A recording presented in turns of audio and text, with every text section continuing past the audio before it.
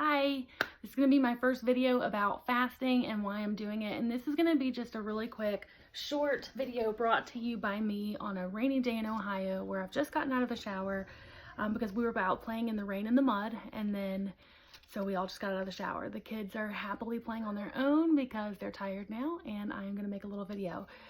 Super raw, just wanted to go into why am I doing this and why am I doing it so publicly on Facebook and now YouTube.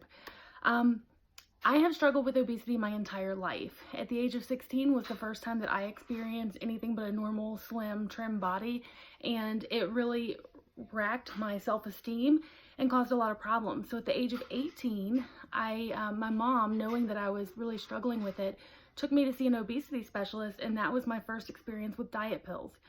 So super strong diet pills from a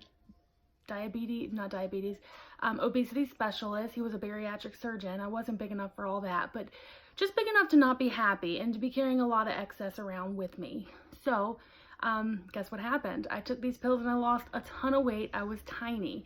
Over the next several years, I stayed tiny because I stayed on the pills. And then as soon as I came off, guess what happened? I ballooned back up, gained 30, 40 pounds, and was unhappy again. So from the age of 16 to now, where I'm 39, almost 40, coming up here at the end of this year, I have spent about 2 years where I'm larger than I want to be, and then 2 years where I kind of want to be, which is thin, and like according to the BMI charts and my weight charts and all of the things that are out there are the appropriate place to be. So why do I go back and forth? Well, because I've been doing it wrong the whole time. So at the age of 18 was the first experience with diet pills, and I got thin, went off of them, got larger again, and then went back on them. I was a nurse, and there were doctors that I worked with in the hospital that would prescribe them to me while they were making their rounds in the hospitals. So I got thin again, and I felt great, but I wasn't eating a lot. So during the time when I was on diet pills, I would eat like maybe half a meal a day, and then I substituted everything else with Jell-O, sugar-free Jell-O. So I was sustaining myself on no food. So I was getting thin with diet pills and Jell-O, and maybe like half a sub or one sandwich a day, something like that. Not super nutritious, not super helpful in the long run, obviously. So fast forward to moving up to Ohio 7 or 8 years ago. My husband and I were both at larger weights at that time, and we found a super awesome supplement sold over the counter that was like $50 a month or something like that, and it worked really well, and we both got thin again. Then they took it off the market for whatever reason, and we both started to struggle again. Coming through my first pregnancy, I got diagnosed with diabetes during pregnancy only, just the gestational diabetes, and I ate really well for that pregnancy, so I didn't gain a lot of weight. And then breastfeeding after that helped a lot with keeping me not large, but also not super small. So breastfeeding wasn't like that miraculous thing where you just like waste away like some people, but I at least was not very large, and so I was happy. And then I got pregnant again. I did not have diabetes. I did not watch what I ate, and I gained a lot of weight. After the baby, I still wasn't at my largest, and I just kind of let go. So over the years, so from the age of 16 to now 39, I've just dealt with the ups and downs, and the way I've dealt with them is the diet fads. The low carb never worked for me.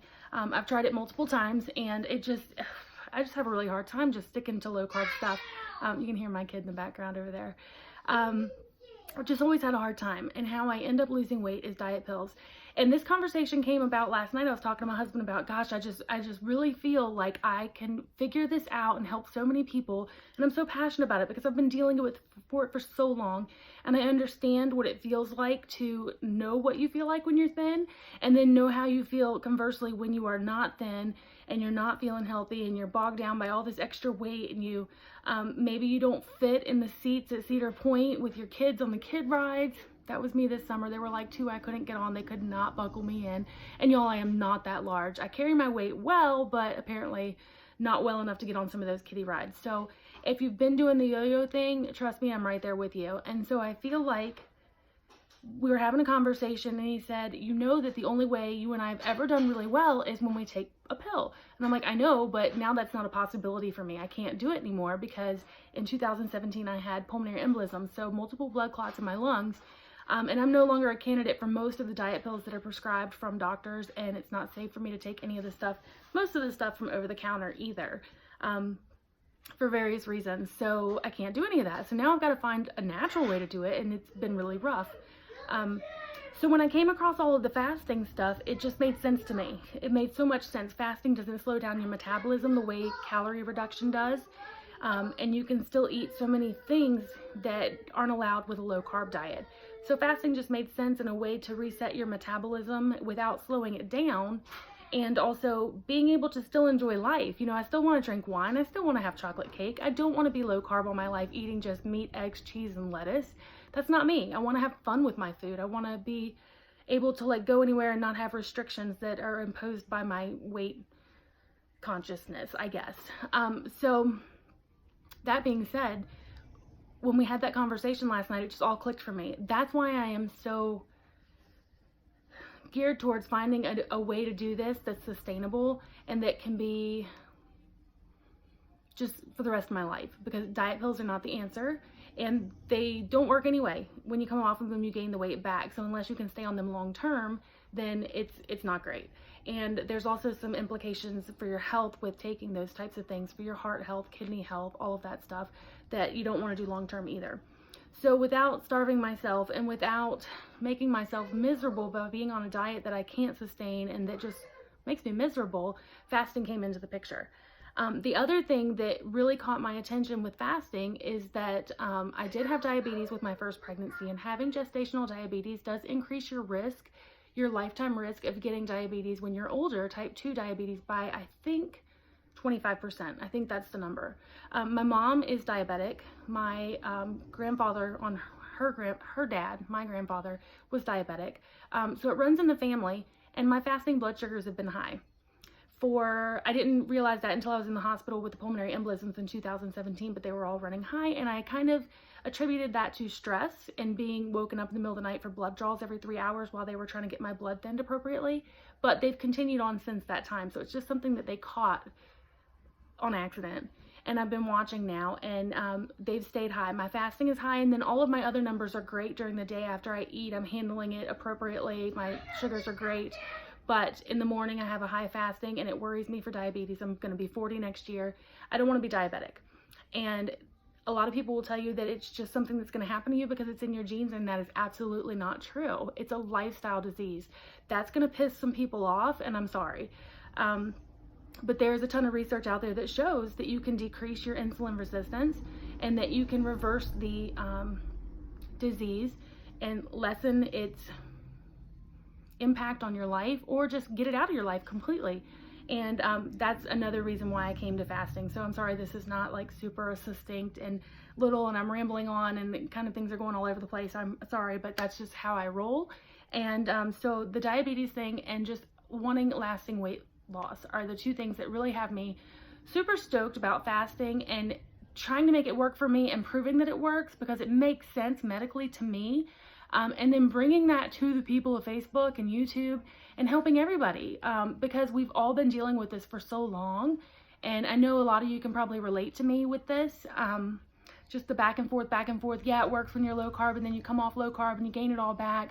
You go off your calorie restriction, you gain it all back, plus a little bit more. There's scientific reasons why that's happening, and it's not because you're lazy and because you didn't have the willpower to stay low carb or low calorie or whatever it was. Your body is fighting you the entire time, and that's another reason why fasting makes so much sense to me, because it doesn't do the same things as those other types of restrictions do to your body while you're doing them.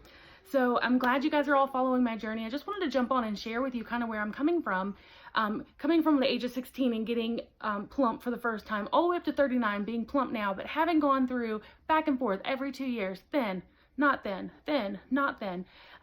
And the way that makes you feel right now, I think one of my biggest things, and I'm going to cut this soon because I don't want it to be over 10 minutes long. One of my biggest things is how I feel. I've got 2 young kids and I feel bad. Getting off the floor does not feel great when you are large. It does not look graceful. I can promise you that. I've never seen myself get off the floor, and thank God nobody's ever videotaped me getting off the floor, but I can promise you it doesn't look graceful, and it doesn't feel good. I feel like my endurance is down, my stamina is down, I feel lazy, I feel lethargic, and I want all of that to change. So I'm happy you guys are all going with me on this journey. I'm happy that you're here to cheer me on, and I hope you'll jump in at some point when it feels right for you, and you can always drop me a direct message or text me, or anything you want to do to get in contact with me if you have any questions.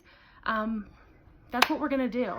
So I'm happy to say that in the month of January, I did lose 18.2 or 0.4 pounds with fasting. And during that time, I didn't watch what I ate, except for, let's see, 8 days fasting and 4.5 days fasting. So 12.5 days of January, I did something for myself.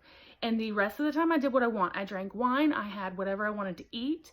And I didn't have to worry about it. So I feel that this is going to be something huge, something big, and I'm excited about it, and I hope you are too.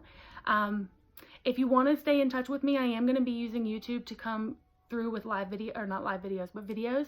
So like my videos, subscribe to my channel so that you'll be alerted when I post something new, and follow me on Facebook at LaurenHowman, or Instagram at LaurenHowman, to stay in touch with me and see what I'm up to. And I can't wait to see what this brings for me in 2019, and I hope it brings some value to you as well. All right, guys, I hope you have a lovely day. Bye-bye.